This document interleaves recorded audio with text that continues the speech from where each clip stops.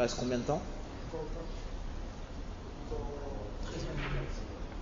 13 minutes. Khayr kathir. 13 minutes. En 13 minutes, si Allah Azza wa Jalla te met la baraka dans ton temps, tu peux sortir de la mécréance et rentrer en l'islam. En 13 minutes, tu peux faire des prières surrogatoires, tu peux invoquer Allah Azza wa Jalla, tu peux lire le Coran, tu peux te repentir de tes péchés. Et peut-être que tu t'es dirigé vers l'enfer et tu sors pour entrer fil Jannah. Donc, ne néglige jamais une minute. Lorsque Cissé nous dit reste 2 minutes, j'en vois qui sont tristes.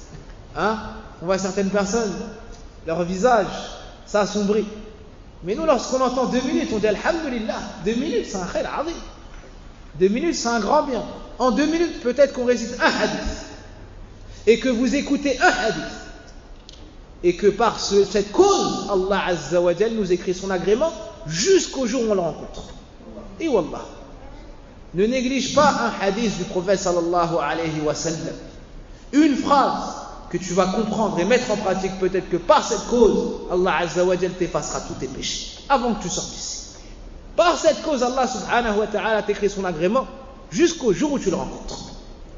Subhanallah. 13 minutes, khayr azim. الحديث الثاني عشر قال الإمام النووي رحمه الله تعالى الحديث الثاني عشر. Donc le 12e hadith. عن أبي هريرة رضي الله عنه قال قال رسول الله صلى الله عليه وسلم من حسن إسلام المرء تركه ما لا يعنيه. حديث حسن رواه الترمذي وابن ماجه. D'après Abu Huraira radiallahu anhu, comment s'appelle Abu Huraira? Abu Huraira c'est sa kunya. Quel est son prénom? Abdurrahman ibn Sakhr. Jazakallah khayran. Les savants ont divergé sur son nom. Et la parole la parole qui est retenue le plus souvent est Abdurrahman ibn Sakhr. Et Cheikh Muqbil rahimahullah ta'ala wa rafa'allahu darajati fil jannah kama tasabbaba fi khayrina الذي من الله علينا بنا أو علينا كان يقول واشتهر بكنيته. Le grand savant Muqbil ibn Hadi al-Wadi'i rahimahullah ta'ala, grand savant du Yémen, disait, et il a été connu sur sa kunya. Alors on dit Abu Huraira.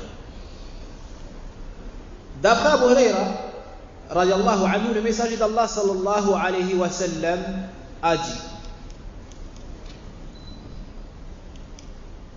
il manque a dit dans la traduction en français, fait partie du bon islam de la personne le fait qu'elle délaisse tout ce qui ne la regarde pas.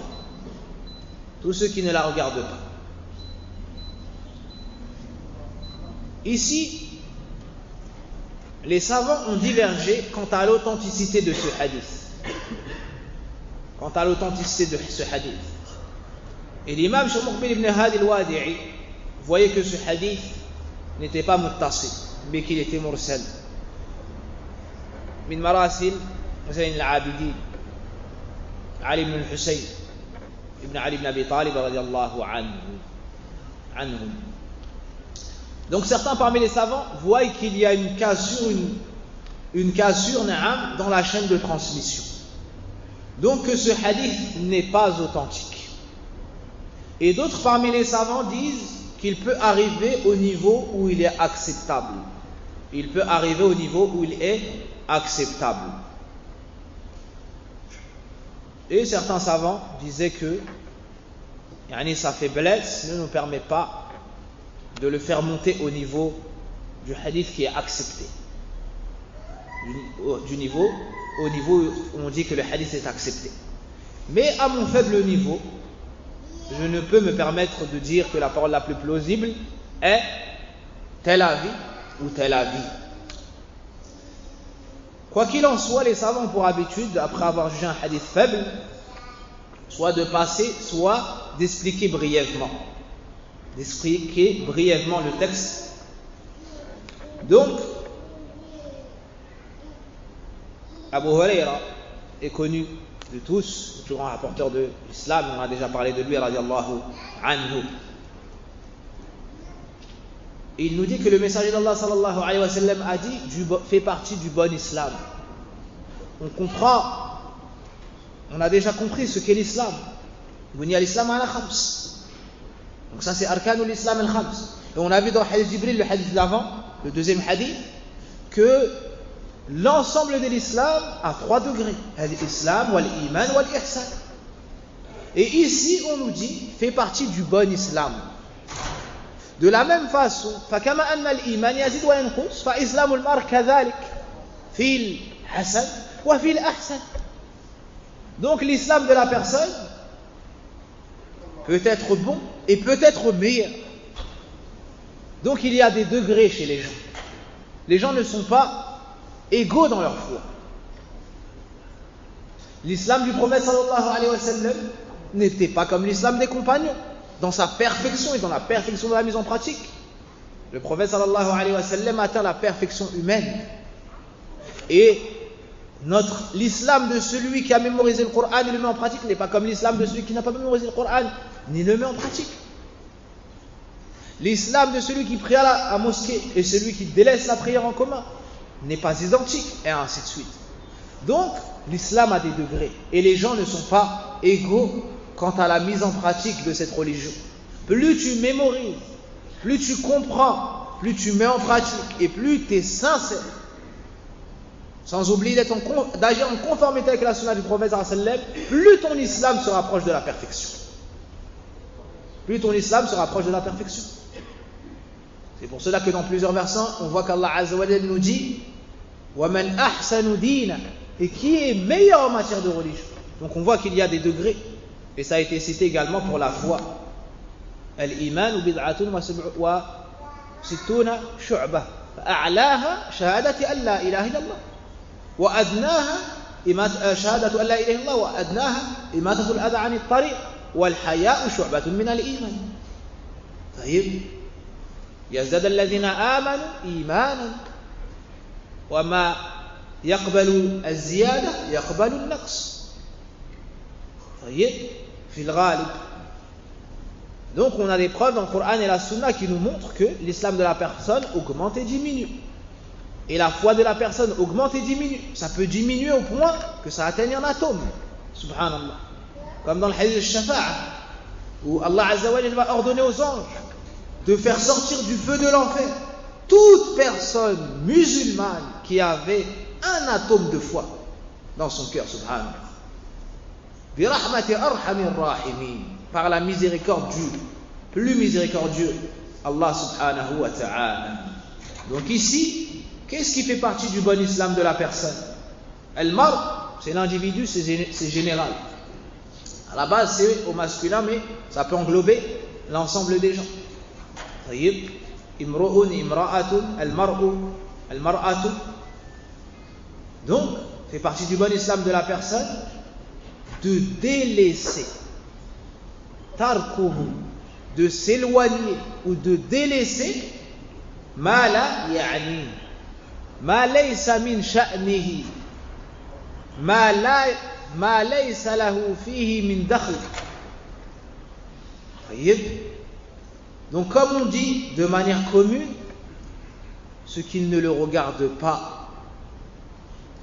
Et même les gens qui ne sont pas pieux disent comme expression, de quoi tu te mêles?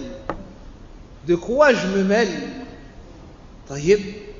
Donc fait partie du bon islam de la personne de s'éloigner de ceux qui ne la regardent pas. Et ceux qui ne la regardent pas est bien plus général que ce qu'on peut penser. La première chose qui ne regarde pas, c'est quoi? C'est le haram. Al-haram, ça ne regarde pas. Donc ne t'approche pas de ce qui ne te regarde pas. Ne t'approche pas de la mauvaise croyance, c'est haram. Ne t'approche pas du shirk, c'est haram. Ne t'approche pas de l'innovation, c'est haram.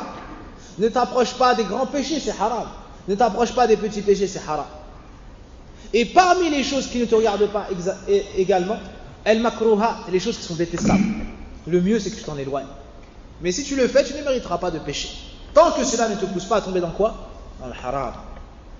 Dans le haram. Rentre également dans les choses qui ne te regardent pas. Ma yuribuk, ce qui est douteux. Éloigne-t'en. Éloigne-t'en. Ensuite, parmi les choses qui ne te regardent pas, ce qui se passe chez les gens. Ça ne te regarde pas. Ça ne te regarde pas. Et des fois, ça va très très très loin. Un homme se marie et ils lui disent: je t'ai marié avec une femme de quel pays? L'homme répond.